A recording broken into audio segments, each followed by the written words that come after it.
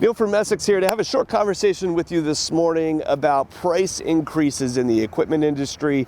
What we're seeing here is we've gone from 2021 into 2022 and a little bit of projection on my crystal ball of what this is going to look like over the long term. Essex, a helping hand with your land.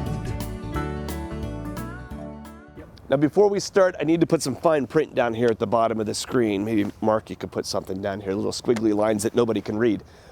We're going to talk this morning about a lot of things that I see happening in the industry, but I want to be clear here on the front end that I'm not referring to any one company in particular. I work with several of the major manufacturers, several hundred of the small ones, and we're discussing industry practices now and things that are changing, not referring to any one specific company. So don't take something that I say here and kind of paint it across something that you might be looking at. Just be aware that these are some of the things that are happening out here, and keep an eye out for them. Maybe you're going to see them in a piece of equipment that you're shopping for.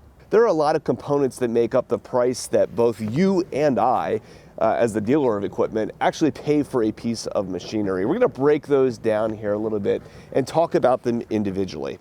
Starting with steel surcharges. Now, steel surcharges are going to be an add-on price to the invoice that I pay for a piece of equipment to offset the rising cost of steel. Now, these started quite a long time ago. This is not something that changed from 2021 to 2022, but the price of steel has gone up substantially. Where you used to pay about $150 for a 4x8 by quarter-inch sheet of steel, that's now over $600. Now, we have seen the price of that start to curve off a little bit. It's not on an uphill climb like it has been, and most of those surcharges actually were rolled out here around the beginning of the year. It's been several months now since we've seen any changes to them. What you should know, though, is the differences in how some companies have handled these steel surcharges. Now, sometimes you've seen now, as we've rolled from 21 to 22, that some of these companies have taken these surcharges and integrated them right into the price of their product, while other companies have left them as surcharges. This might matter to you if you're shopping the manufacturer's websites and looking at their MSRPs. The ones that have integrated that surcharge are reflecting that entire piece of that implement now in the price of the product, maybe possibly on their website. Those that haven't integrated it and have left it as surcharges now might be showing some abnormally low prices there till once they invoice through to the dealer and everything are a little bit more expensive. There is a tell to me here in that we're seeing some of these companies actually integrate that steel surcharge into the price of their product. And I think that's a reflection of them looking at this as saying these costs are going to be here for the long haul.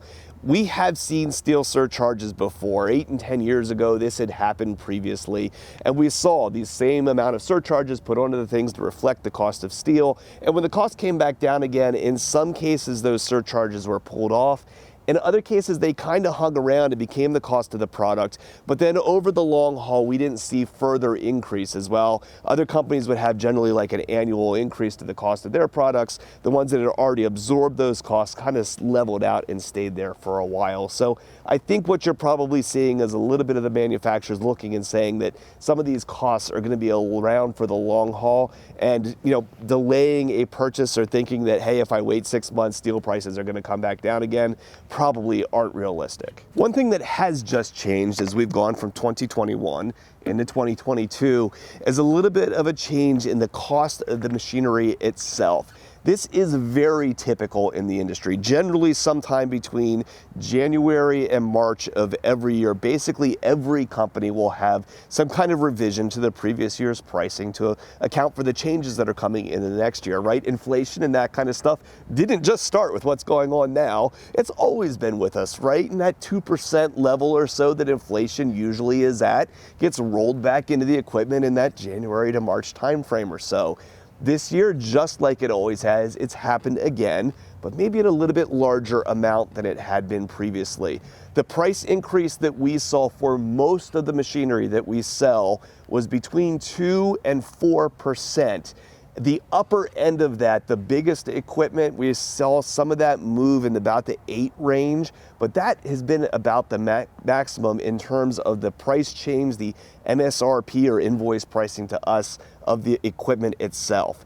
That, I think, is a really interesting number, particularly in terms of the broader inflation that you're seeing out there right now. We're running about, what, 6 and change right now across the economy as a whole.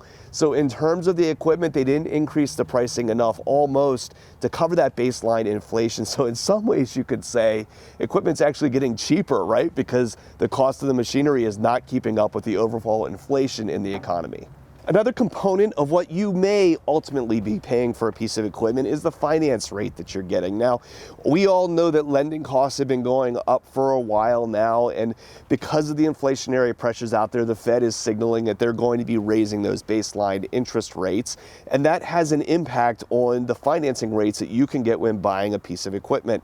There's some machinery out there that used to have, say, 0.84 financing, and in a lot of cases here going into 2022, we've seen those programs ended. Now, for us, that's not too big of a deal. We don't tend to use those very often. I don't know too many people that want to buy a small tractor and pay for it over the course of 7 years, right? For the most part, the 0.60s are kind of our bread and butter staple rates, and those are all still intact. Now, you may see some 0.72s, 0.84s floating around out there now, but when you see them, I would be more than willing to bet that some of the cost of offering that longer term is rolled into the price of the product or taken out of the dealer's pocket and ultimately passed along to you, right? It's kind of a zero-sum game at the end of the day, right? That's called dealer participation, right? When other monies are being pulled in order to buy those rates down or extend out the financing terms. So again, that's pulled back a little bit less money is kind of put in that slice of the pie to offer those really low rates. Really happy that the staple 0.60 for the most part is still there with a lot of equipment or some good 0.48s. Those are staple rates that we would have had for a number of years now. It's really only been in the last 2-3 years or so that even some of those 84s are floating around as promotional rate for payment type buyers. So again, a little bit of pullback has happened in terms of promotional financing. So if I roll all of this together, what does this mean for you as somebody buying a piece of equipment? I would say I look at all that's happening out there in the economy right now, kind of being a little sympathetic for others that are in business as well, right? Everybody in industry right now is getting crunched on steel prices, labor costs, freight, both domestic trucking and imported stuff if you're bringing things in from overseas.